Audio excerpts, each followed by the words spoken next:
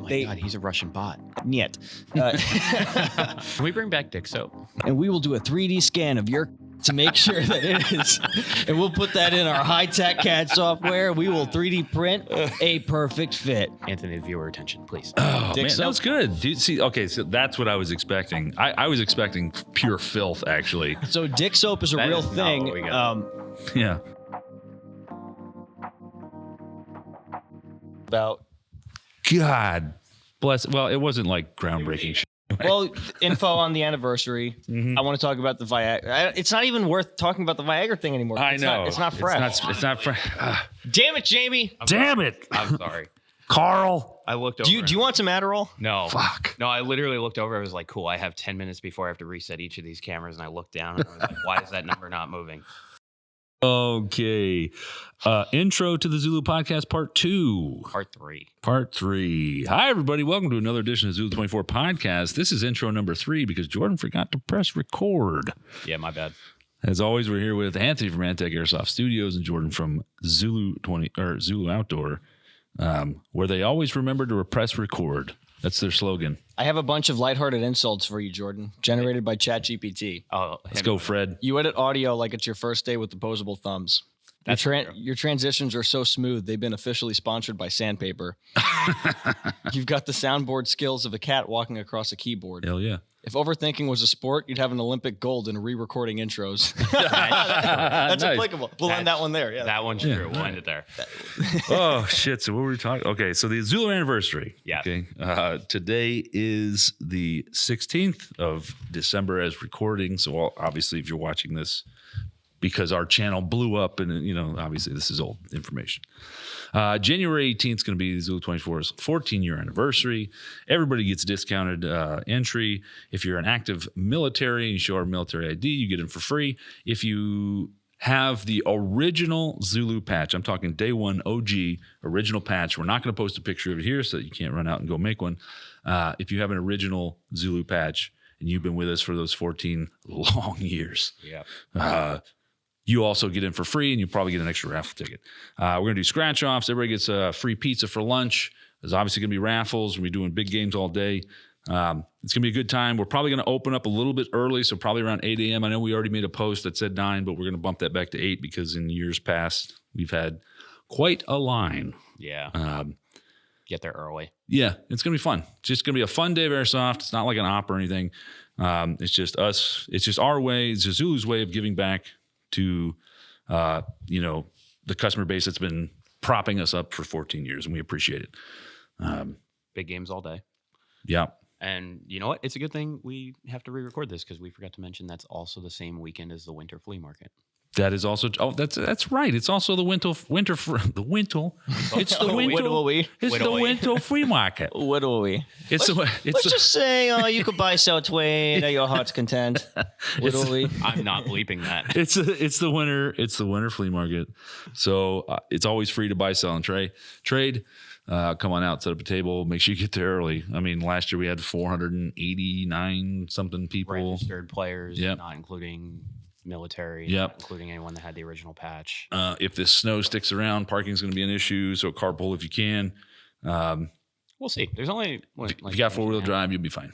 And one thing that the Zulu 24 flea market has that a lot of other flea markets don't, assuming I'll be there because my wife is giving birth very soon. Hopefully I could be there for the anniversary. Congrats. I think thank you. I think I should be able to be there though, looking at the timeline.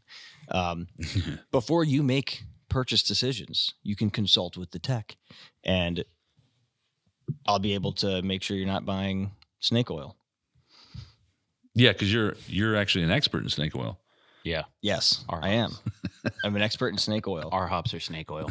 Our hops apparently are snake oil, although I disagree. AGs are snake oil The only thing that's not snake oil is the gun I like to use. right now. Everything else is a scam, and if you use it and sell it, you're deplorable. The way I play Airsoft is better than the way that you play Airsoft.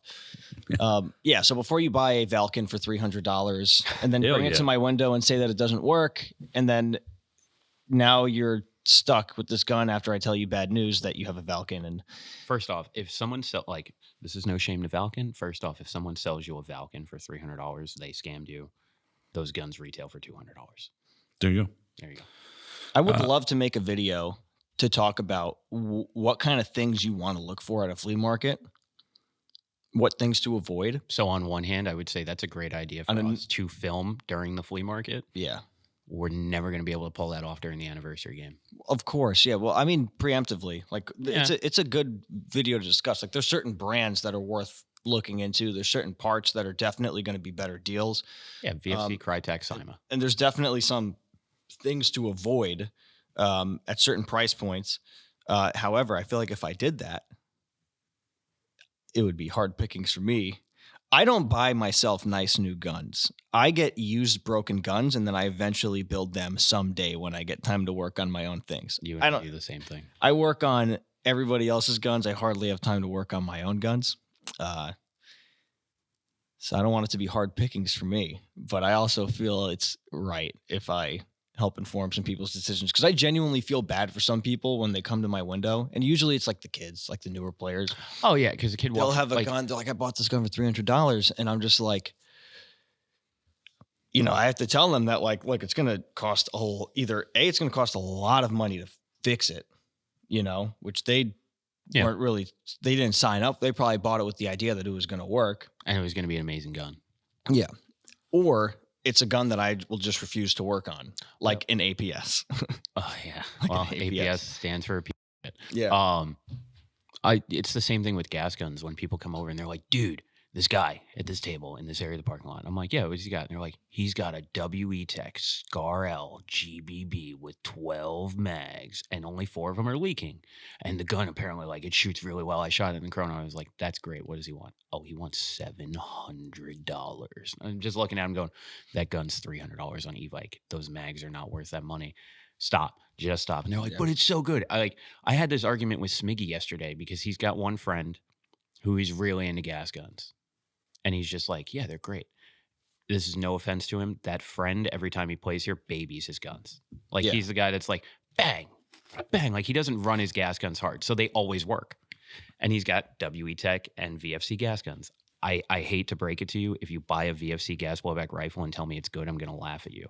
And it's because Eric Colton is in here every weekend with his VFC gas blowback 416. And I have to fix it. Did he get that new? No, he bought that used, but I have basically retrofitted that gun with all new parts, and it still breaks something every weekend. Yep. I had the VFC M110. You saw that. That gun never worked right. Yeah.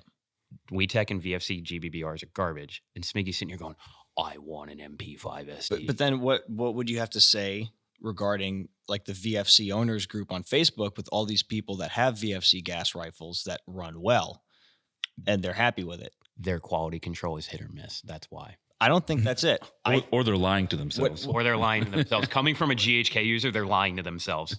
This is what I say to anybody that wants a gas gun. And this is kind of why Antec doesn't work on gas guns. There are some reliable platforms like GHK, the MWS. For total transparency, I went through and looked at my Samoon account for GHK. I have purchased 285 feed lips for my GHK. Yeah. Over the last 8 years, I have purchased 285 feet. The thing is, like, one of the things I strive for when I build a airsoft gun for somebody is I want it to be foolproof. Gas guns are not.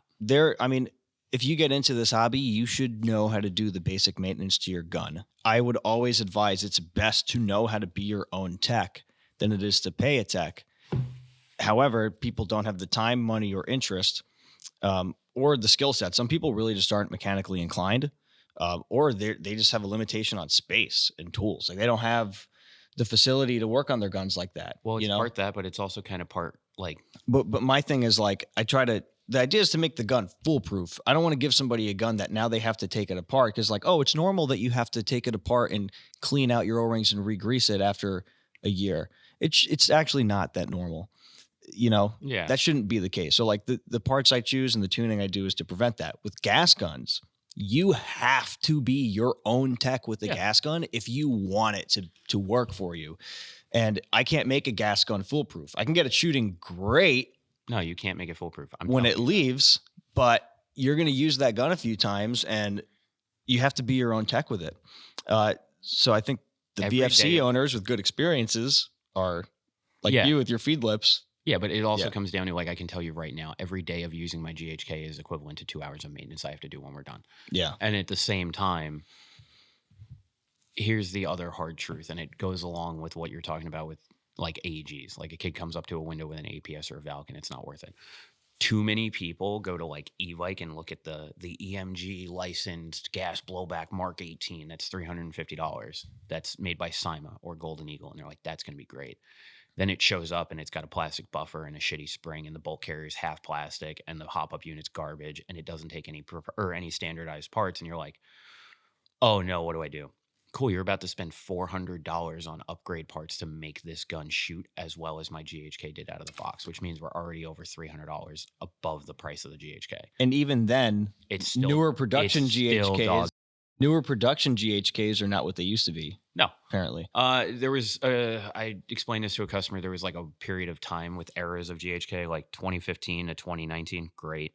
2019 to like 2023, they were all terrible because of the quality control issues. The newest iteration of the M4s are good. The newest iteration of the AKs are all right. If you can find a GHK AK from like 2016, just buy that. And in the same way, if you can find a Sistema from 2008, just buy that. Yeah, I have never shot a gas gun, and then after shooting it, I've never said these words. Wow, that shoots great. I've had multiple people over the 15, 20 years I've been playing Airsoft come and be like, yeah, but you haven't shot this gas gun. And then Me being one of them. And then I shoot it, and I'm like, cool, it shoots like dog shit. Like, I'm like, fuck, I've never. The KWA MP7 Yeah. was the only gas gun in my eyes that was usable in terms of like consistency and what passes for accuracy. Yeah, I've never shot a gas gun, and I'm sure somebody right now is thinking, yeah, but you haven't shot mine. I swear to you, I've had hundreds of people be like, yeah, but try this one. And then I try it, and they're like, this one shoots great. Like, they'll shoot it beforehand and be like, yeah, it's shooting good. And then hand it to me, and I shoot it, and I'm just like, this is do you want to shoot mine? Here, shoot mine, and then tell me that yours is shooting good. Like, there's rental guns that shoot better than some gas guns. I think gas guns are a fantastic idea. They're really fun. If everybody's using gas guns, it's awesome. Oh yeah. Or if you're playing indoor, like it's hyper satisfying to get a kill in quotes, to get an elimination in airsoft. Get somebody out. Yeah. In Pokemon, they don't kill them; they faint. You make them faint. They're so sleepy. Yeah. That guy's just sleepy over there. Give someone. It's like super satisfying, only because you know you're playing at a disadvantage. Yeah. Like outdoors, no way. You couldn't get me to use a fucking gas gun unless everybody was using it. Every time I shot a gas gun and was actually really pleased with how it shot, it was because it was one of Jordan's gas guns that he babies. So like his TM MP7 shot great. It had a little weird trigger issue. That's every TM MP7. Yeah. His MCX. So that's what I was going to say. The MWS shoots great. His GHK M4 shoot great, but he has really old ones and he babies them. And I don't baby those guns. And buys feed lips. Yeah, I don't baby the GHKs. I will say from owning, I would roughly estimate I've had 15 different gas rifles. The best one I've ever owned is that MCX. Also, that MCX is still basically brand new because I never use it because I own a Boss system. I used your GHK one time here a while ago, and I think I shot one round that entire game. It was one shot, got one guy. It was the most satisfying thing ever. It's great. My play style completely changed because I knew I did not have the ammo. I did not have the range and accuracy and reliability of like my AEGs. But man, just every summer, changing the play style and getting that one. Dude, how come there's no is anybody doing events that are just gas guns only? So the best experience I had with gas guns ever actually was when we did full auto arena gas gun night, right? Yeah. Because the only instance in which I can see myself liking indoor, and this was my first time doing indoor, I think I only see myself enjoying it if everybody's using gas guns. Yes. I don't like the speed soft dynamic personally. And the few people at gas gun night that time that had high kappas and stuff, running into them, I was just like, yeah, it kind of ruined it for me. Well, no. So here's my thing. preference. So full auto down in Pearl River, they do it right. For their gas blowback only night, even dudes with high kappas have to run gas mags. There's no HPA tapped anything for the night. All right. So it has to be green gas or CO2. And because of that, gas guns were fun. They usually have like 25 to 30 people. I haven't went in the last few weeks or few months because I've been doing the pistol stuff on Tuesday, but it's a fun time because no HPA, has to be green gas, has to be CO2, 10-minute games. It feels like CQB. It is. You know? Like what you think in Yeah. your head it should be. Yeah, Yeah. like Ready or Not. yeah. It's I think moving dynamic. I think it'd be super cool if a producer, much like AMS or I mean, I'm actually surprised Milson West hasn't really gone that route, but It's hard. yeah, sure. I've There's run- technological shit Yeah. that's just going to go wrong, but even just a 24-hour game where it's 200 on 200 in Guardian with all gas guns, like that shit would be completely different. Okay, so I'll tell you from a gas gun user perspective. One, because I've done like 4 or 6 MSW games with a GBBR. It's super fun. That's really rewarding. You don't run out of ammo nearly as quickly. Shocking. Sure. But the issue then comes in because of the inconsistencies of gas guns due to temperature. Yeah. Like my gun shoots exponentially worse at 2 a.m. than it does at 10 a.m. Sure. But But I mean, if it's August, yeah, like it could be fun. I think it'd be freaking neat. It would sound cool. You would actually have to raise the FPS limits for that game, though. You'd have to. Yeah, and it's not to be like, oh, it has to be 500 FPS no med. I'm just saying, like, I know out of the box KWA LM4 shoot 400. Yeah. I know out of the box GHK shoot 400. Like, And it would be okay because nobody's spamming a trigger. yeah, you would have to do 450 FPS with a 2.5, which would be fine. Yeah, that's not too much of a difference. That you could limit whatever phase pro you wanted or not. It's okay. But yeah, like 100 on 100 or 200 on 200 gas blowback only mount sight, that'd be dope. I'd play that. I would play that. Yeah, Yeah. I'd play that. That would be worthwhile. The only, there is, I was going to say you would be limited by your choice of LMGs. That's probably why MSW hasn't tried this. Yeah, because there are none. There's 3. There's the VFC M249. Yeah. There's the old discontinued WE, PKM, and GBB. They made that, They made a PKM and a 249, and it used 88 gram CO2s in the box mags. and of course it's made by We. So it's Yeah, it was worse than the VFC one because again, the VFC one is trash. Like it's Explosive Enterprises or Explosive Corrections. I can't remember his name. He does a ton of gas gun science on YouTube. He made an hour-long video explaining how you can take the $700 or $800 VFC 249 and with like another $500 make it field usable. Oh, That's the problem. yeah. You have to HPA tap it. You have to make it a closed bolt system because they made it so realistic that it fires from the open bolt. That's really cool. It doesn't Yeah. shoot well. Even when Jake had his here, he was like, "This gun shoots like 50 feet," and it's a 249, so it has a 50-foot minimum. Yeah. Yeah. Yeah. No, it'd be cool though. It'd be cool if somebody did that. It'd be neat.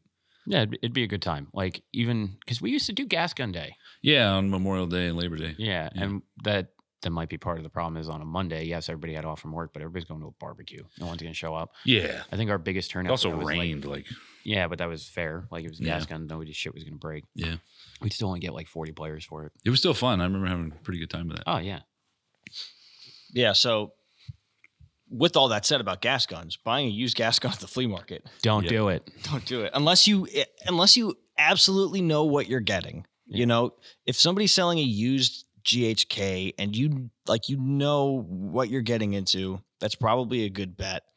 I wouldn't assume anything you buy at the flea market is like Perfect. good and ready to go. Yeah, nobody's selling their best gun. Yeah. You know what I mean? There's a reason why they're getting rid of it. And of course everybody's like, my wife and all this stuff. But Yeah. nobody's getting rid of their the gun that they use every weekend because it's Yeah. the best one, it shoots the best, and it's the most reliable. Yeah. I'm always transparent with players because like I'll set my stuff up in front of the shop. They're like, "Oh, why do you have this MP7 here?" Or "Oh, why is this AK on the table?" And I look at them and go, "Because I'm hyper autistic and I own 12 or 15 guns and I haven't touched this one in a year, which means it's time to go." Yeah. Yep. It works fine. And when I'm selling guns at the flea market, you know, I can build crazy good guns. The guns I'll usually sell are like guns that I have, they function. I'm probably not going to work on them, Yeah. and I'm probably just going to put the money towards something I need in the shop to help me build more guns or something. And the only gun I sold at the flea market that I would call an Antec build, insofar as like I upgraded this gun as much as this gun could be upgraded, was my I was about to F2000. say, was this the F2000? Like that had all the stuff you could put in an F2000 to make it shoot great. You even did some custom mods to it. I did some custom stuff to it. I had to make a butt plate for it. It was R-hopped. It was great. It had the M trigger. So this is a company, Shadow Regime. Yeah, I've seen that. They make 3D printed M triggers for like P90s and F2000s because those trigger contacts just suck. So they actually have a nice, responsive, physical trigger that makes the trigger pull not suck. So this F2000 had that stuff, and it shot great when I played with it.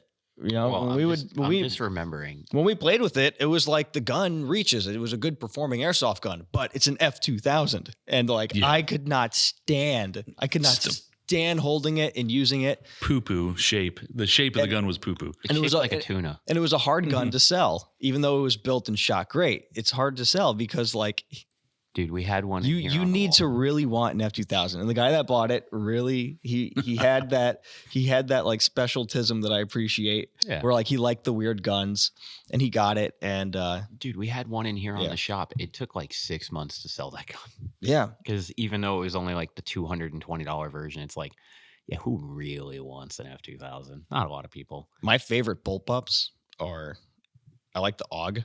I love the MDR. I wish it didn't suck. The MDR is actually really cool.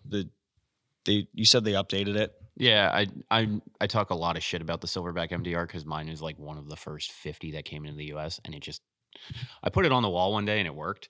And like 3 months later, I went to take it off the wall to let Edgar play with it, and now it just doesn't work.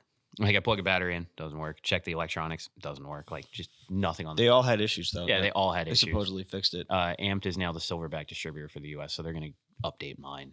But yeah, apparently the Gen 3 ones have a bolt stop feature, which is cool. But they're comfortable bullpups. Oh, it's such a They're fun gun to comfortable. use. I will admit that. Yeah. I The AUG is comfortable.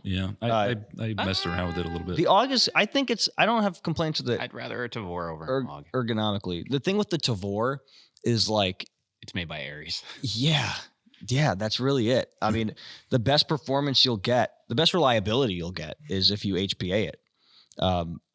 You can upgrade that gearbox, but you're upgrading an Ares gearbox, and it's probably going to break. There's going to be something quirky and weird about it that if you build that gun up to the most you can upgrade it to make it the best AEG you can make it within the limitations of what that gun is,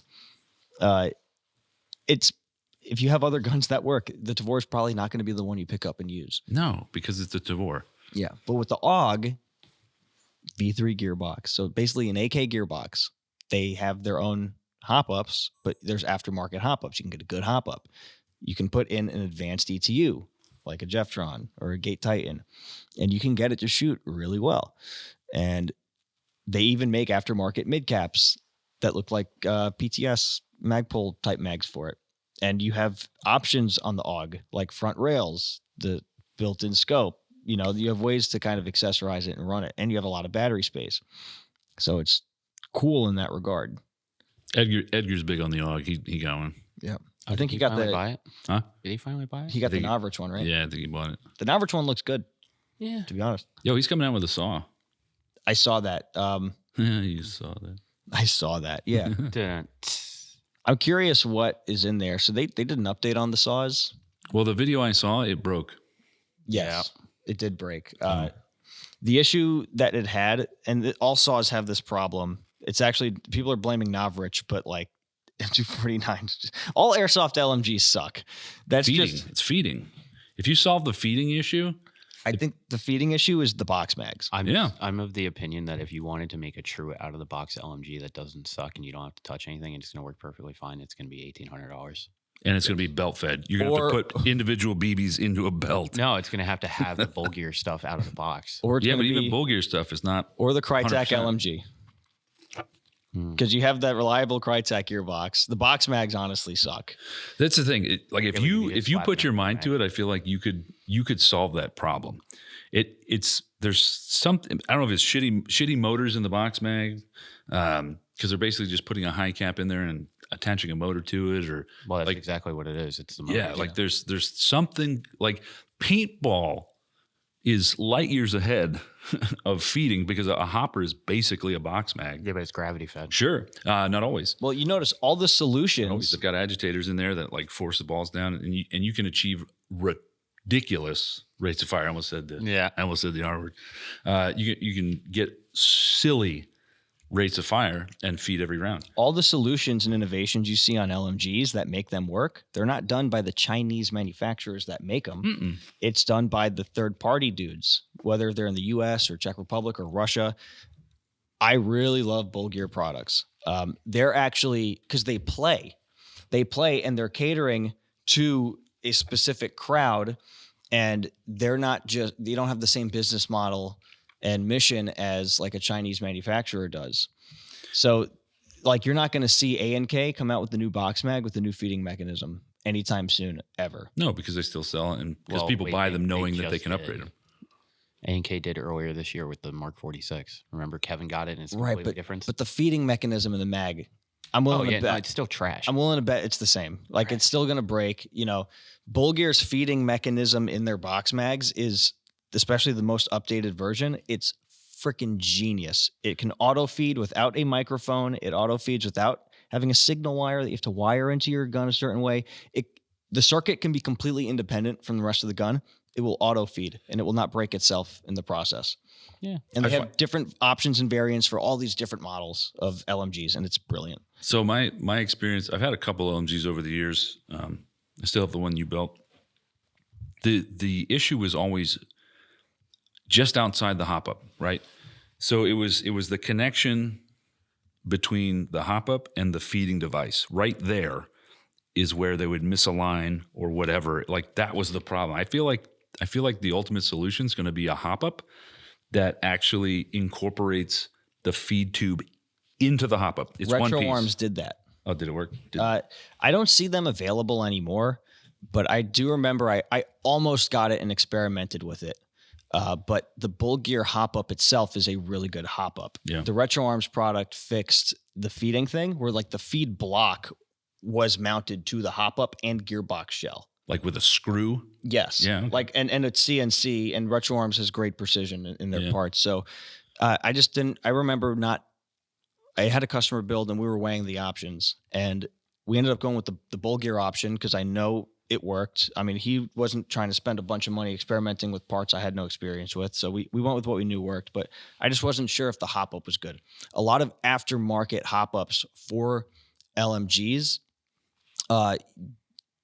They have the same design flaw as the stock ones, where the nub is this cylindrical thing, right? This is your nub. Usually the nub is going to be horizontal, and it's going to give you a lot of contact when you push down the mound or our hot patch or whatever, so that you can hot BBs well. And it's squishy, and the squishiness tends to help. All these stock LMGs have a hard cylinder nub that goes in vertically. So now you have like less point of contact. Yeah. It digs right into the middle. It doesn't hot BBs that reliably, and their hop-up chambers don't really provide the best air seal. And Bulgear is the only company that makes good LMG hop-ups from firsthand experience. So, and that's the thing. To have a good LMG, now it's like, unless if some other company aside from Bulgear starts making good hop-ups, or until these companies update the stock hop-up design, you have to get parts from Russia if you live in America.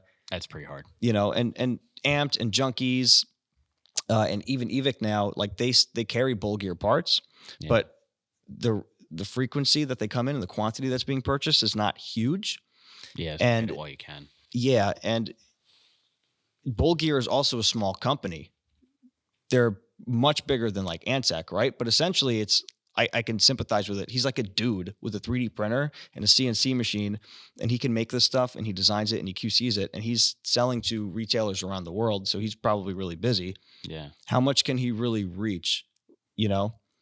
And how much can he really reduce his prices so that Evic or Amped or Junkies will buy an even larger quantity of his stuff so that more people can get it? Well, and then how much production can he actually put out? How many of these units can he actually produce?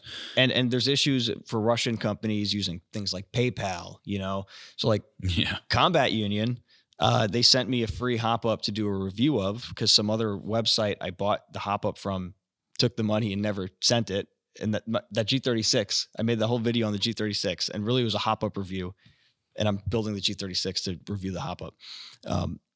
Combat Union sent it to me. I love Combat Union hop-ups. They're fantastic.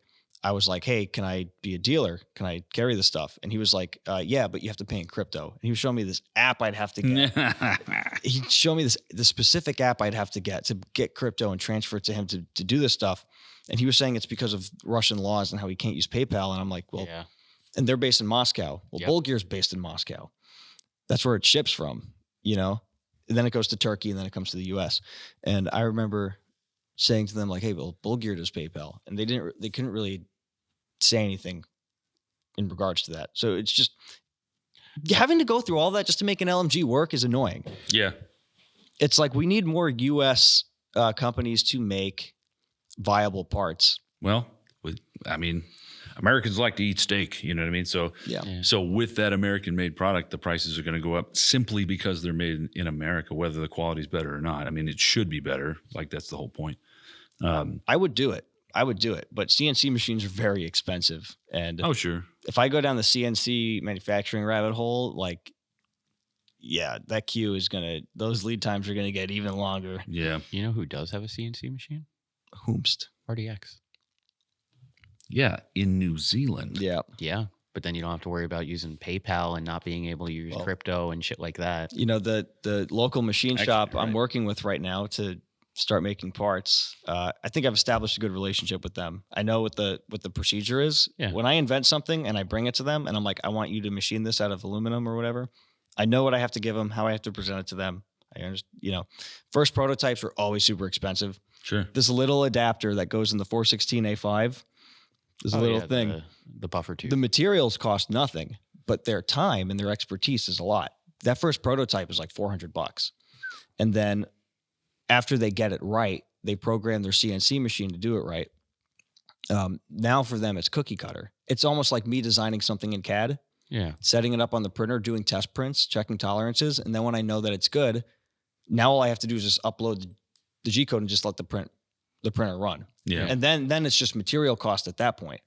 So that's kind of what it's like for them, except a lot more steps and a lot more expensive equipment that they have to cover and a lot more regulations and fees that they have to deal with as a business. So it's expensive. But once I get quantity, then it becomes, I get each item now at a cost that allows me to actually sell it, make a profit without the small part being like $120. Yeah. My question was, can they anodize? They send it out to get anodized. But they could. Yes. Okay. Yeah. And they can do aluminum, they can machine steel, like whatever you need to do. In fact, the beer can factory that little Dave works at, Yeah. it's like a spout, like a nozzle. It's like a weird kind of nozzle. It's a thing that goes inside the can and spins to coat the inside of the can. With plastic. Yeah. Yeah. It's a plastic head that has to attach to whatever the hydraulic hose is or whatever to fill the thing up. They make all of that for that factory. Oh, that's cool. Yeah, no, because my thing, like, we made slings. I like those slings. I think they can be better. The problem is the buckle that I want is not available anywhere. And it was to the point where I was like, what if I just had it made? Because I know exactly the design for it, but I would need one test print and then I would need them to CNC it. We can do that. You're going to spend a lot of money up front just to get the first one made. Yeah, but then realistically, if they get it right the first time and it works perfectly, then it's like, okay, cool, I need 250 of these so I can make 250 slings. And then the question is, should it be CNC'd? Probably not. You can 3D print things. Like 3D printers are perfect for No, but it engineers. needs to be metal. There's a disconnect between engineers and machinists. Yeah. Like engineers are engineering stuff and they're like, this is great. Machinists actually have to make it. Yeah. And they're just like, look, to make this part the way that you want to make it, one, this machine physically cannot do that. Two, if, we actually do make the machine get these dimensions the way you want them, it's going to take so much time. The price is going to be ridiculous. Or you get the idea. No, right? I understand what you're saying, but So now the material, right? Just should it be CNC'd or can it? I don't know what the buckle that you're talking about. it has to be metal. I don't want to describe it entirely because Yeah. I don't want to give away the idea. Some things can be printed. There's also really good 3D printing methods. Like the FDM printers I use are great. You can get really strong working parts on an FDM printer, Yeah, which is like filament deposit. but for me, this would be the weak point of the sling. It has to be metal. Right. Like it's the main adjustment buckle. Well, not only that, but just perception. It has to be metal. Yeah. You know, because regardless of how much you know about FTE or how much you know about aluminum or whatever the fuck, right? As a customer, as an end user, if you hold one sling that has that part in FTE and then the other one that has it in aluminum, they're going to choose the aluminum one every time because in their heads, metal is stronger than plastic and that's what everybody thinks, you know? Yeah, because like a lot of people looked at like the slings we were making to begin with, and they're like, "You're charging $45." I'm like, "Yeah, because it takes me 2 days to make 60 fucking slings, and the material cost is pretty high for these because those spring-loaded cam buckles are like $11 a pop." Yeah, and they're handmade. But I wanted to get rid of the overhang. So like when you tighten the sling, there's all that slack that comes off. And I tried stitching it. I tried using different kind of buckles to hold it in place. And all it would do is jam up the sling. So I was like, it needs to be one solid sling that you move forward, pull back in terms of like push it forward to loosen it, pull it back to tighten it, but nothing overhangs. And I have a prototype. I don't like the buckle. And I started researching it, and the buckle I want to use, I can't find it anywhere. And it was to the point where I was like, I might as well just manufacture the buckle. So, yeah, I mean, there's ways to get stuff made in the U.S., you know, like even if you look at Airsoft Artisan handguards, you know, a lot of the stuff we get for airsoft guns, like Block 2 handguards, M-Lock handguards, hop-ups for LMGs, stuff like that. It's a lot of one of the things you'll see is if it's coming from China, obviously their material cost is so low. They're not paying OSHA. They don't have to pay, you know, insurance. Like they don't have the same overhead. They don't even have to pay their employees. Just some nets. They just get some nets. Yeah. Some nets. And then the other countries like Czech Republic, Russia, Poland, right?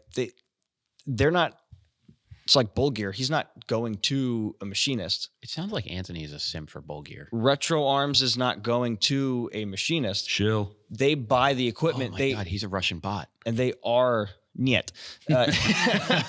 They get the equipment and they are making it in-house. So Americans don't really take that leap, you know? No, it's cool. Like, I understand. If my shop was big enough, I would 100% put myself in debt and get a CNC machine, and I would make that a part of Antec.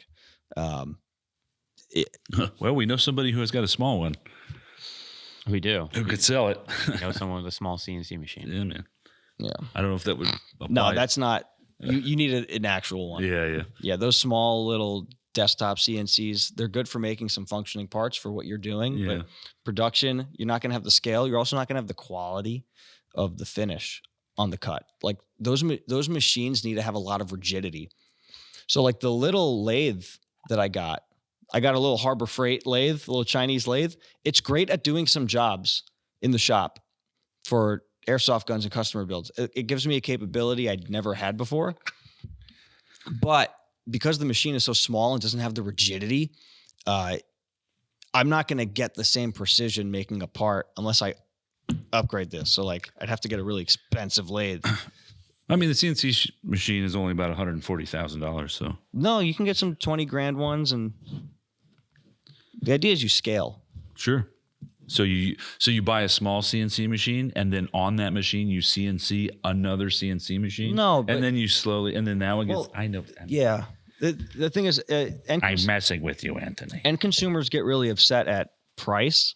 Yeah. Because there's this idea, and I honestly think it's some communist bullshit, to be honest. I blame the public education in America for this, and the college universities as a college student, right? There's this genuine like sentiment in rising progressive culture that because I can get the materials at this cost, and because I got this machine, and because now it's like I can make a product at this cost, I should sell it at that cost. And so you're giving it away. I'm a thief if I raise the price of it retail to make a profit off of it. But what they don't understand, and this is them just hating capitalism and not understanding how capitalism works. Yeah. It's like people can just not produce it. If it's not profitable, they're just not going to make it. Yeah. And now you're reliant on other people across the world that you can't communicate with to make QC and provide customer support for the products that you want. And usually it's happening with like slave labor. If we're talking about China, you know, like they get nets for a reason. It's so that when kids jump out the window, they don't die. They bounce off the net and go into a different department. They smoke a cigarette and like, that was a good break. Yeah. They bounce off, go back into another window on a different floor, or go into a different department. We could edit that. So that's my whatever. That's my No, that's not it. that's my Chinese manufacturing rant. Profit is good. Now, are there people that just use the profit and piss it away? Yes. Have we seen airsoft companies do that? Yeah, we've seen airsoft companies. Shit. We've seen airsoft companies that have no real original ideas, no real mission to better the sport. Buy a CNC machine, remake a product that exists, do it shittily, offer poor customer service while working everything out, have no actual intention to make a good product or provide more value to the customer, and then they just dip after they collect their dough. Yeah, we've seen that. For context, I'm gonna bleep that so we can play the guessing game with the commenters. Sure. Guess So- which company we're talking about. So Which company Jordan has has a slight edge towards? yeah, so the thing is like American made products, if it's CNC, it'll be more expensive. And if you look at Polar Star, right, they are basically a machine shop. They make great HPA engines. I would argue the best HPA engines. I would argue I have something hilarious for you all. I love Polar Star. I love them. And I love their products. And they've made a name for themselves. And they didn't start out as this big like household name in airsoft. You know, they were making the Fusion engine and then they turned into other products and they found ways to make more affordable options. And they always kept with good customer service and they always kept developing. They never left their product the way it is. They'll always take input from customers and even help them with their builds to get the most out of those products, which is like a staple of what you should get from an American manufacturer. And Polar Star, after a while, now where they're at, you start to see that they can lower their prices on what they're selling. And you can actually start getting these engines more affordably because they were, you know, granted, I guess, the grace of making the product, selling a good product, people standing by the product. And with that profit, they reinvested. And because they reinvested, they can make things more affordably. And they have a business that's a working machine. And now the working machine gives you the value that you would get from the cheaper Chinese products. Anthony, viewer attention, please. Yeah, holy sorry. fuck. I'm gonna have to cut So I'm with that, I'm with that- distracted as I'm rambling because you're doing stuff on your phone. I Yeah, don't even know if I'm still on topic. No, not. it's good. So with that being said, thank you, Anthony, for that piece. Fuck communism. With that, for real. Some of that's gotta be With that being said, we have to address our first sponsor of the day. Jordan, go for it. Do we want to explain where this came from? All right. So what was it last podcast? It was like last podcast. No, it was 2 podcasts. 2 podcasts ago, we were joking about getting advertisers or whatever, and we just put it out into the world and said, you know what, come up with some fake ads. Yeah. Please. Send us some fake ad reads. And, This one, I can only describe this as has set the bar exquisitely high. All right. Well, you're gonna have to read it word for word. Oh, I got it. I'll read the introduction. Hey, I have an airsoft ad for your podcast. It's the best bio BBs on the planet. You ready? Oh. Introducing the Cultured Pearl Bio BBs, the ultimate ammo for the elite airsoft sniper. Are you tired of basic BBs that just don't have the sparkle you deserve? Want to make your shots not only precise, but also elegant? Introducing the Cultured Pearl Bio BBs, the only ammo refined enough to be crafted within real oysters, because you're not just an airsoft player, you're an airsoft connoisseur. These luxurious Bio BBs come in weights as refined as your style, 3/6s and greater. Yes, that's right, we don't have any entry-level BBs. We only do elite, because you're not here to just play, you're here to dominate with style. Key features: the Oyster Cultured Precision Bio BBs. Each pearl is hand harvested from real oysters, ensuring that every shot is as smooth as the sea breeze. You'll feel like a marine biologist on the battlefield.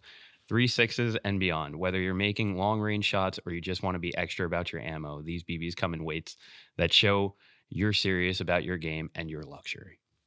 Eco-friendly elegance. They're biodegradable, so while you're shooting pearls, you're also helping the planet.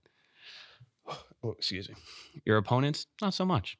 Accuracy fit for your royalty. With the grace of a pearl, your shots will hit targets with precision, a touch of class, and who knew taking down enemies could be so cliche.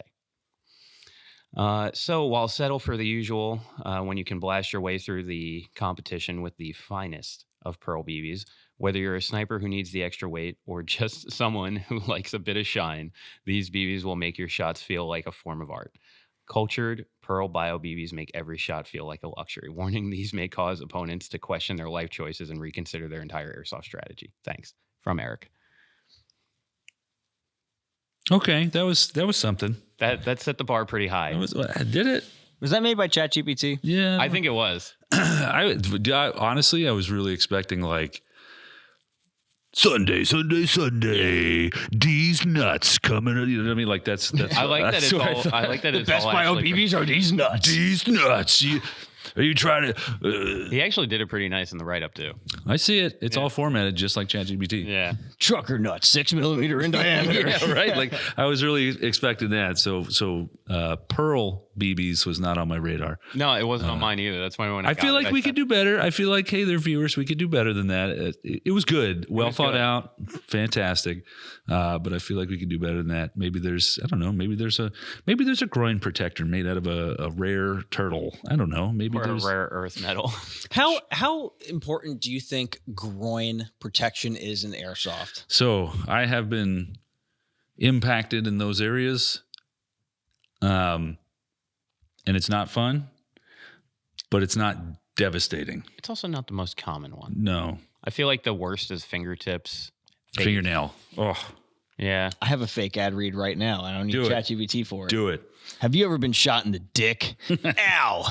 That's one of the most painful things you can ever experience in airsoft. But we have a solution for you. Come on over to Antec Airsoft Studios and we'll make you a custom fit groin protector, 3D printed and custom made in our CAD software. Come on in on the weekend and we will do a 3D scan of your cock to make sure that it is. And we'll put that in our high-tech CAD software. We will 3D print a perfect fit. Why is mine for so your small? cock.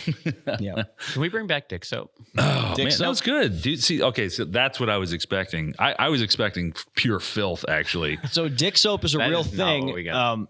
Yeah. My wife was looking for like a fun way to pass some time at home and have us save some money on soap because soap is expensive and there's a bunch of stuff in it that's not really good for your skin. I have pretty sensitive skin. I get all dried out, mainly because I take really long hot showers and that's probably what's drying out my skin. But she was getting all these soap ingredients and the soap base and she was making soap bars and she was putting cool stuff in it, like little, abrasives for exfoliation and stuff. And she was making soap and like when it comes to holidays, she'll give them to friends and family as gifts. And she's buying molds. And she was like, I got these hand grenade ones, these hand grenade soap molds, because I figure your friends at the airsoft field might like it. I was like, maybe, but I think it'd be way funnier if we mess with them and we get dick molds and we make them dick soap. So she got a bunch of dick molds and she made dick soap. And we all fucking loved these. The first run of 10 bars of dick soap, or no, it was like 5 bars of dick soap. I don't remember. Yeah, pretty much just sold it to you guys when you wanted one. You got dick soap. And I keep telling my wife to make more. And I was like, I think dick soap would be a really There was an successful Instagram account. business. I made an Instagram account for it. There's only 2 posts on it. One of them is a close up of the dick because there's like a little smiley face on it. It's like like the it's a 3D model of a dick that exists. It's like because Evan gives out the rubber version of those to everyone at Milson West. I have one sitting on the dashboard. I have one in the shop. That was my battle buddy for my first MSW. That little rubber dick. I kept it in my in the molly of my shoulder harness, and he was just there with me. GMR liked it, seeing that on me when I shot them. Yeah. Some of them did. Yeah. When I was wearing my blue autism awareness shirt. We did do that. We destroyed them on Sunday. They were like well-funded militia. So she makes these dick soaps. So the post is a close-up of the dick soap's face. And then the caption says the revolution has begun. And my goal with this dick soaps account on Instagram, it will follow nobody. I want it to have 0 followers.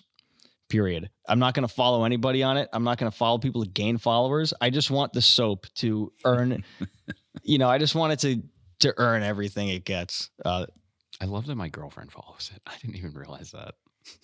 Yeah. Dick soap. Yeah. There we go. Oh The my revolution God. has begun. So detailed.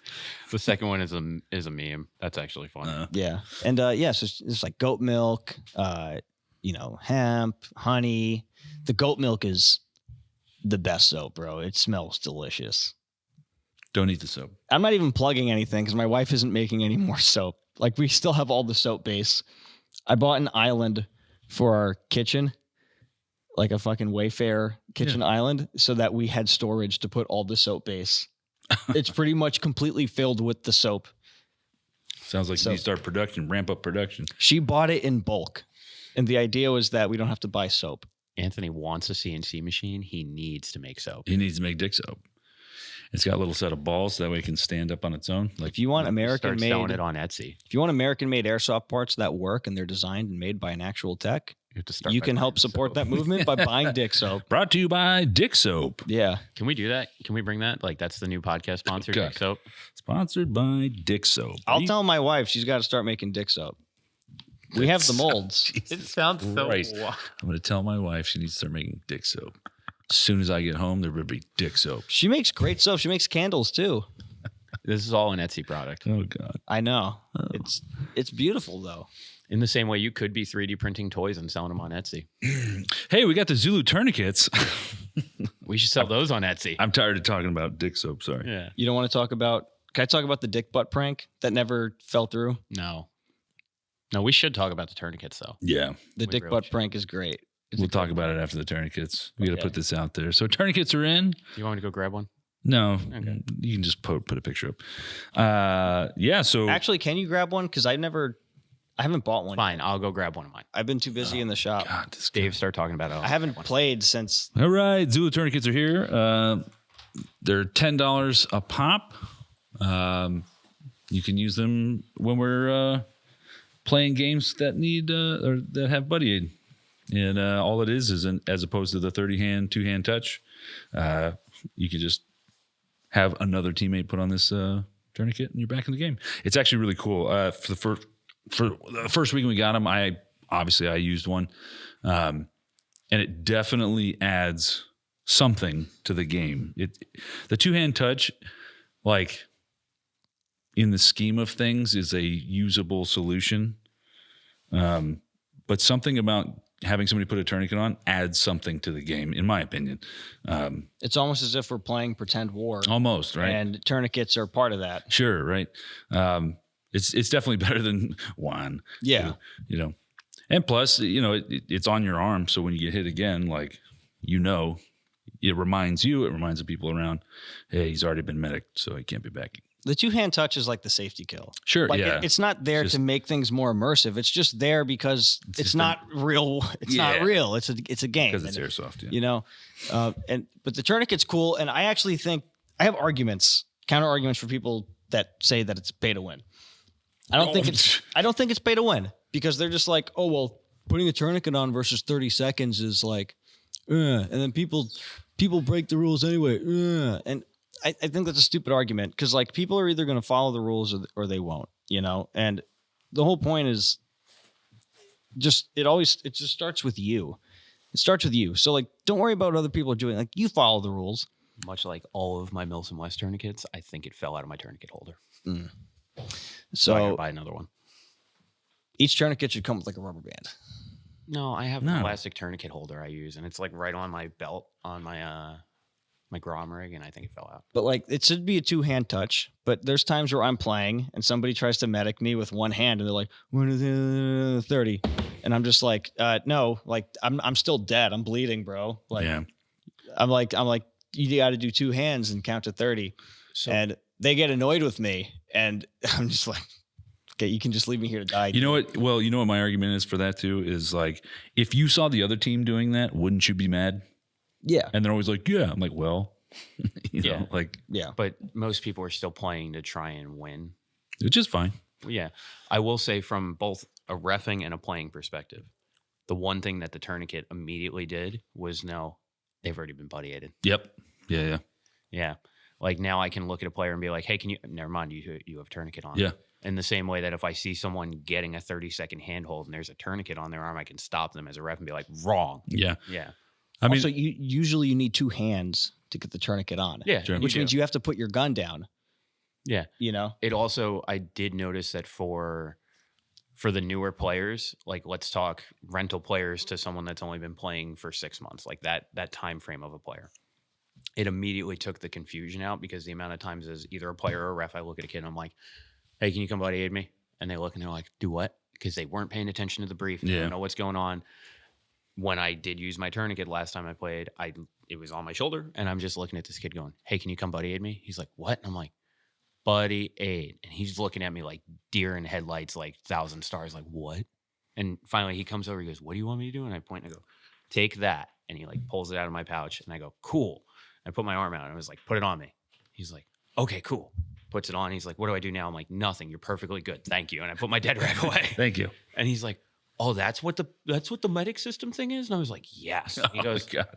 okay, cool. And then he runs out of the building and immediately gets shot. I'm like, well, thanks, man. I'm like, appreciate you. You done good, kid. Yeah. For those newer players, it takes the confusion out because it's a physical item where they go, oh, I have to put this on you. Okay, we're done. That's it. Easy. And since the tourniquet got added, have you guys been putting bleed outs and buddy aids in every single game mode? Not yet. Or are there still game modes? We're working our way into it. Yeah. So like when Dylan and I were reffing, not Saturday, like 2 days ago, the previous Saturday, we did buddy aids for like 2 games a day. This Saturday, we did it for about 3 games. We're working our way to every game. Yeah. Because it makes sense. It also adds a dynamic. I mean, I don't think any game, well, we don't know this actually. I don't think any game's going to suffer because of a buddy aid. CQB could. Maybe. Yeah, so like, because we were throwing that around, like for the Zulu anniversary game, 100% big games all day, buddy aids all day. For like CQB basis, all first game of the day, that could potentially be an issue. And then we threw around the idea of like, hey, because this is mostly Dylan and I just throwing ideas back and forth.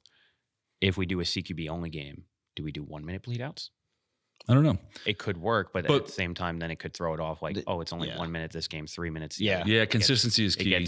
There's also some short games with timers where like ShamWow. It has the potential to ruin ShamWow. Like the attrition rate and the respawn rate plays into the balance of the game. Well, at the same time, it's like, hey, hypothetical, this could also happen. Helicopter ShamWow. 8 dudes in the helicopter, 2 dudes on the backside. Kid runs up to the helicopter, throws a grenade in. All the dudes inside are dead. ShamWow's now neutral. Those 2 dudes on the outside are like, what just happened? They look inside, shoot the one player that ran into the helicopter. Now they buddy aid all 8 of those dudes. And now we're back to square one of that team that holds the point. Yeah. Might be a little overpowered. The balance might not be perfect. And now we've just given them the objective back immediately because they have buddy aids. Yeah. And that's why has the Zulu potential to ruin 24. ShamWow. That's why Zulu 24 hires competent refs that look at the crowd, look at how the day is going, and they tweak and modify the games based on that. And well, so yeah, I think what'll end up happening is that we'll flip flop, right? So as of right now, we play a couple games that have a medic rule, and then the majority are just touch and go respawns. I think in the future, it'll be the majority will have some sort of medic system in place or buddy aids in place, and then there'll be a couple, for instance, ShamWow, that don't. I mean, there's going to be some growing pains with that. We got to figure out what works, what doesn't. But as of right now, I mean, it's kind of a tried and true method, and honestly, I don't think.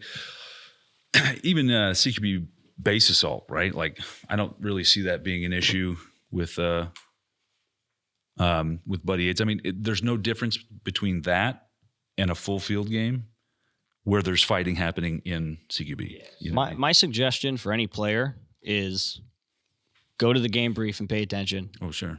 Well, yeah, that's every weekend. Yeah. Well, like what Dylan and I basically did. They need the reminder when it's not game day. Yeah. When they're not loading their mags in their car. But like Dylan and I went through, because we have the game sheet. Last week we were just on Discord, like fooling around with game ideas. Because what we're trying to do is also come up with another game that requires 3 teams. Like World War III is fun. Yeah. But if we run it in the middle of the day, it's like, okay, cool. We're splitting it up to 3 teams. Now after this game is over, okay, now we got to go back to 2 teams, and it takes too much time to rebalance and get everybody back. So we're like, let's make another game that has 3 teams. So then we could maybe do like full field Back to back.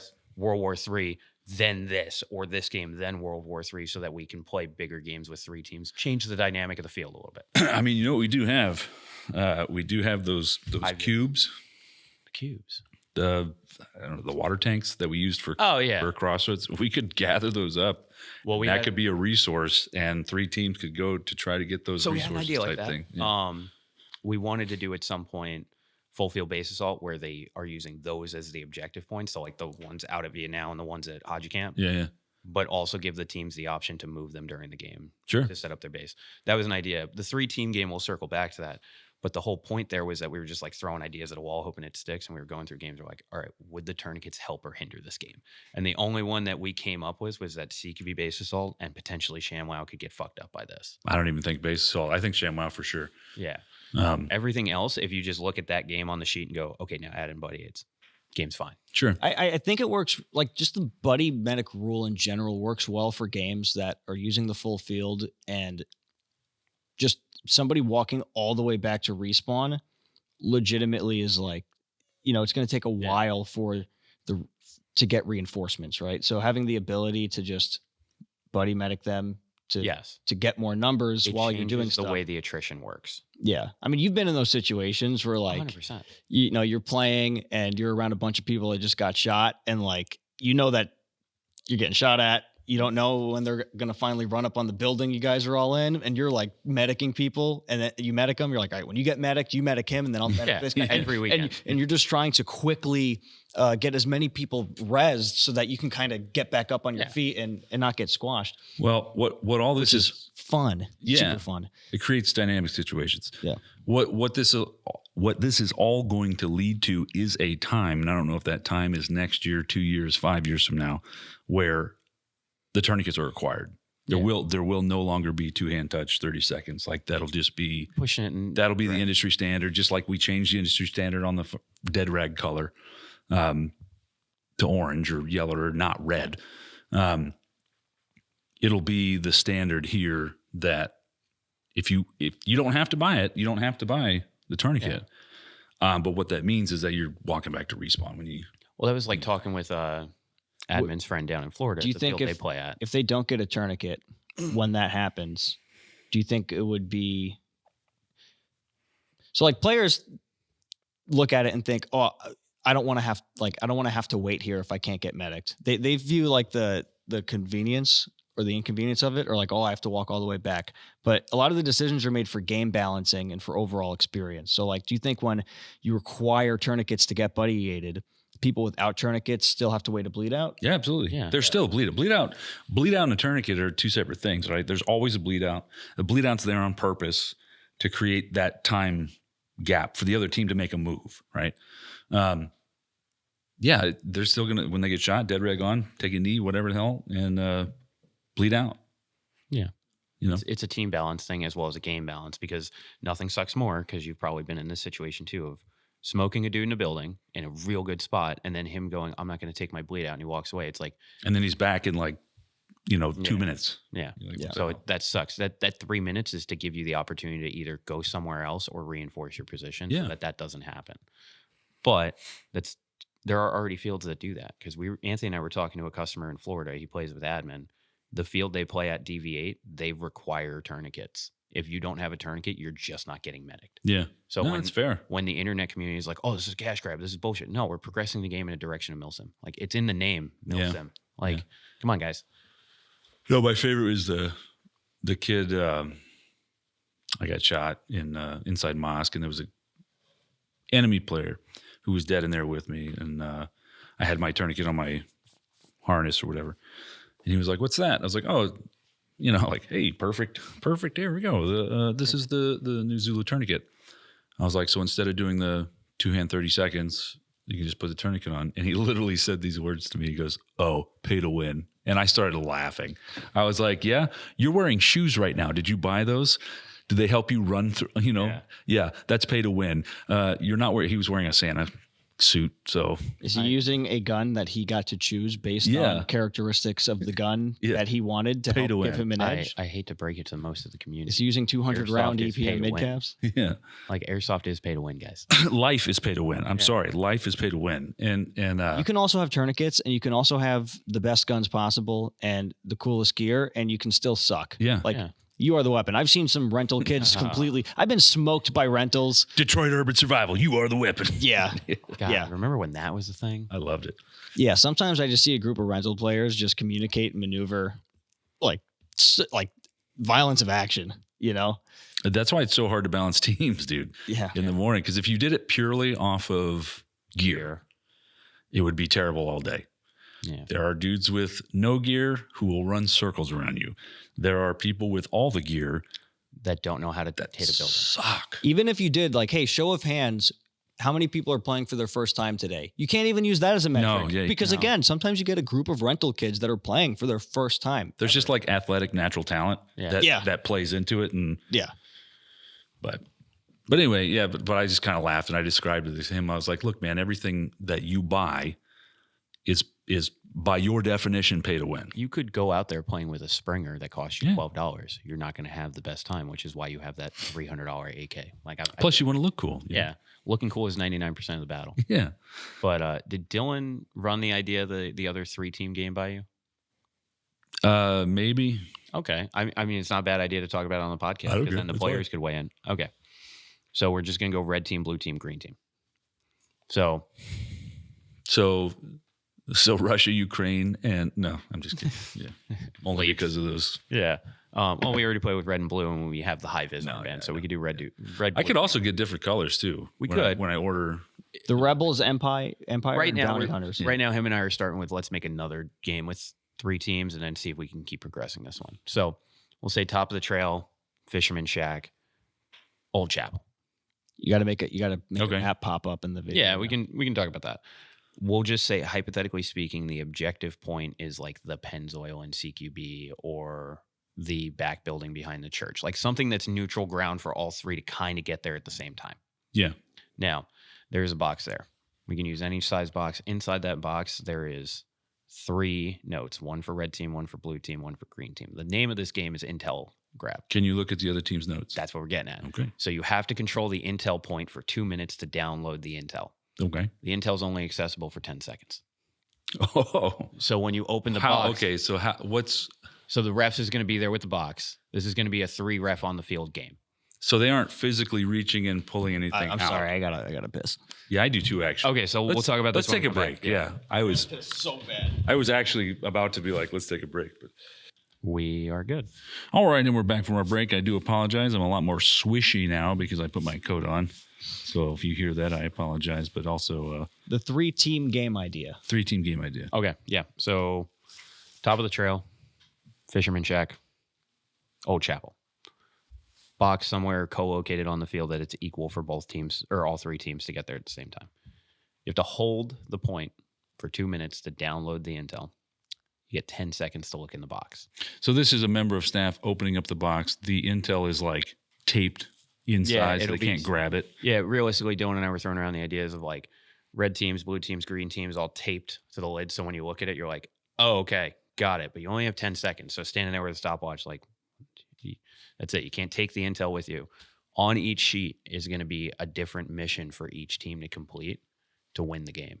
So hypothetically speaking, one of the missions could be like, your team has to go locate the propane tanks that are in this area of the field, and you have to transport them all the way across the field to this area. So there's 3 separate missions going on. That's actually a fantastic idea. So now when you open the box, you have the choice of, do I read mine? Do I try to read it fast and read another team? You should make it 5 seconds. That's the thing. You have the ability to now either complete yours as fast as possible to win the game first, or read the other teams so that you can then go stop the other team from being able to complete theirs. But there's still 3 teams. So you're throwing it into the ether of, do you pick the right one? Now, after the box closes, the 2-minute timer resets. So if your team is still on the point holding it, you can send a contingent of like 4 people to go try and get the objective done and hold it for another 2 minutes to open the box for another 10 seconds. Can they take a picture of it? No. That's why I was saying like 5 seconds. Can they write it down? You literally can open the box for 10 seconds, no cell phone. So if you want to try and memorize it and write it down real quick so you don't forget, sure, try that. But we're going to be watching to make sure, because we're trying to make the game competitive for all 3 teams, but throw in the dynamic of, do you do yours, or do you try to do his, or at least stop him from doing his? Because you have to complete your team's objective to win, but you can delay the other team from doing theirs. That's a great idea. But using buddy aids the entire game. I like it. Yeah. And the bleed outs and buddy aids at that center point will be nuts. It's just like a pile of bodies. Where do you think based on the response, where do you think that center point would be? We were throwing around like church area. somewhere in that, because realistically, Old Chapel, you have to come downhill to go uphill to CQB. Fisherman Shack, you got to come down the trail You gotta come uphill. to then run uphill. Top of the trail, we also talked about what if we move the respawns a little bit further back. So we put the Old Chapel one further into the wood line up there, because we know there's a flat spot up there. Yeah. Then it at least has cover and concealment for airsoft purposes. Move from Fisherman Shack further back by where we've used for like Crossroads respawn, Yeah. and top of the trail, move it further back to that open area behind the top of the trail where, again, Crossroads respawn. Yeah. So that you extend the play area a little bit, because then realistically, if those are the respawn points, there could be a gunfight over at the intersection where the range is. There could be a gunfight over at the top of the trail where the checkpoint is. Yeah, and it wouldn't be too close to respawn. wouldn't You be could too also still maneuver without running Yeah. into a respawn. No, that's good. So, and then from that perspective, yeah, you do 3 teams. We did throw around the idea of like, hey, if those are the 3 corners where they're spawning, maybe all 3 teams' objectives require they're going to have to come to Newtown. So then you're still pushing gameplay to that direction. So like if green teams is to go grab propane tanks from African and take them to Newtown, top of the trail should also be like, oh, hey, you have to go recon Dirty Mike Shack to grab intel to still bring it to Newtown. Yeah. So that the teams at some point in time have to intersect with each other, even if they're all doing their own missions, create it in a way that they have to intersect. So you need 4 members of staff, 1 to stay with each team's mission, 1 to stay at the box. Yeah. So we knew going into it, we'd need at least 3 members of staff on the field. 4 would probably be Well, perfect. you need 4. I wonder how well it would work to put assets like the mortar into open play games. Sure. So- The reason why we don't is just because it requires a lot of setup. It does use shotgun blanks, so it does represent cost. Will you let me make tweaks to the mortar so that you don't have to glue So let me metal BBs to the blanks? Hold on, wait. So let me throw something. works. Let me throw something for you, because maybe you can help with this idea that Dylan and I have. So we came up with a system. Also, shout out to Admin Airsoft, because he's the one that gave me the idea, because his field does something similar. So let's say game before lunch is Battle for Mosque. Somewhere on the field during that game, there will be an intel box. It'll be one of the red or blue boxes. But both teams can grab the same box. It's just one box. By securing that intel and taking it back to your respawn point, you have done a side mission. And that side mission now gives you access to an airstrike or a mortar strike for full field conquest. So now we're trying to incentivize that red team and blue team play together, because now they're winning game assets for not that game, but the next game. Now the idea there is the person that retrieves the intel and successfully gets it back, they're the one that gets to call the artillery strike in. This is where it gets lame. Nothing is more lame than going, cool, here's the map we came up with, the grid squares, call in your artillery strike. Ref walks over with a megaphone and goes, everyone within 50 feet's dead. Yeah. This is a great idea until we get to that. That's lame. There has to be some kind of kinetic feedback. There has to be some kind of impact. You want to Mortars get expensive. Tag grenades get expensive. Well, EGs get for expensive. the impact, I think the cheapest, loudest thing you could do is the Bang 22, the loud version with the really loud ramp Correct. set, because that it is significantly louder than right. EGs. And Like, those are cheap to come by. The RAM sets are cheap. The problem is getting Bang 22s, because Airsoft Innovations did what Well, they did and we can't get the them. thing is, we have some here. You have some. I have 2, and you could use it. Also, Okay. I have 3 of Rich's because I'm working on that thing for it. And That's why I'm saying that would be a good reason to get that running. I wouldn't be comfortable with that, only because I know, based on radios, megaphones, armband boxes, that shit just gets destroyed. And I wouldn't want to be like, I would buy it from you. The Bang 22. Yeah, I mean, realistically, right now, the only people that are doing that system for reffing are Dylan and I, because we're trying to get it right before we start showing all the other refs how to do it perfectly. Sure. Like, get the system set up so then we can actually teach everyone how to use it. So for right now, we can use that as a proof of concept to see if it works. Like, Dylan or I could be responsible enough to not lose Anthony's stuff.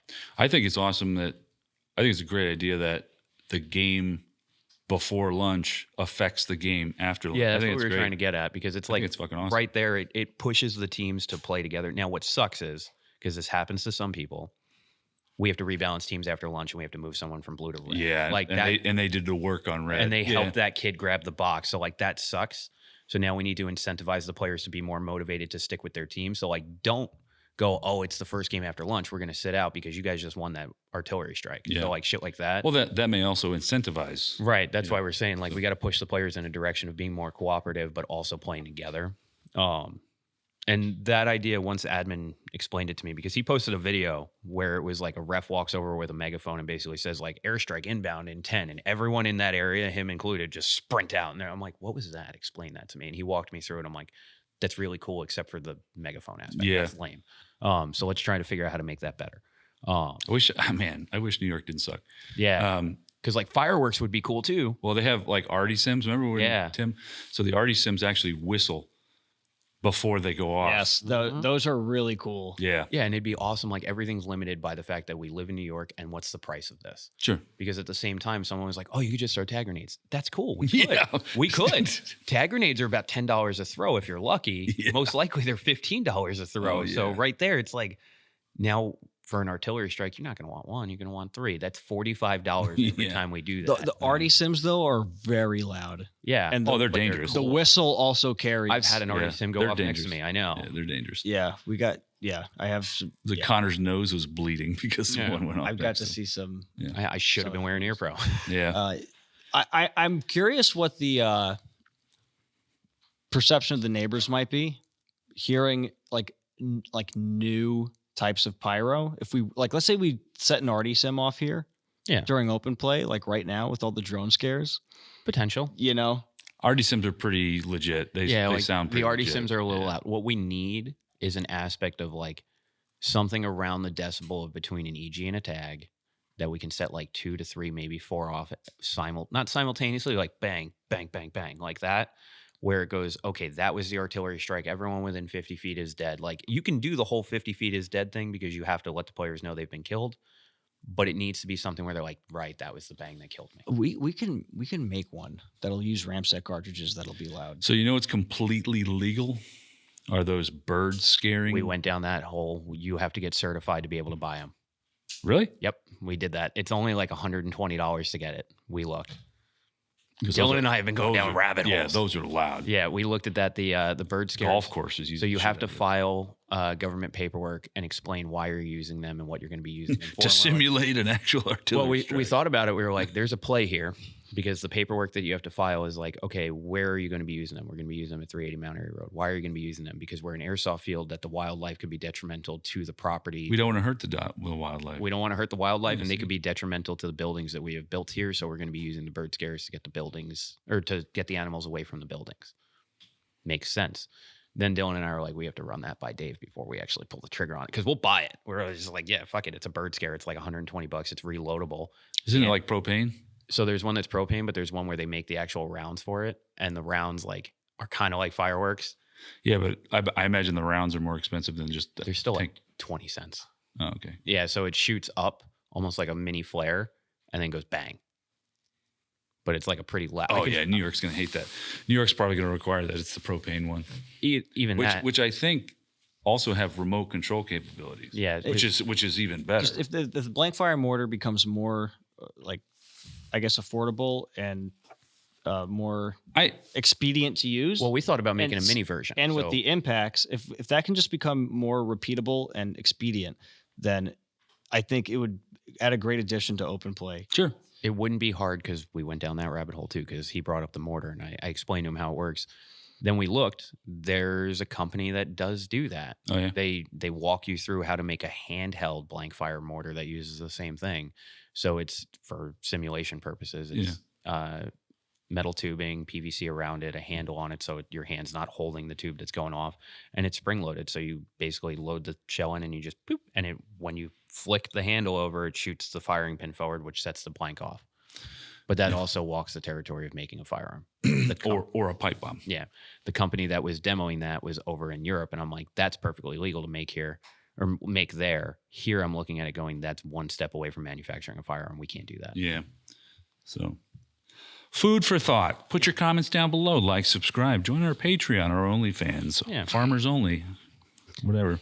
But anyway, we're going to wrap this one up because an MP5 just walked through the door and we want to go shoot it. Yeah. So with that, good night. God bless. We're out. All right, cool.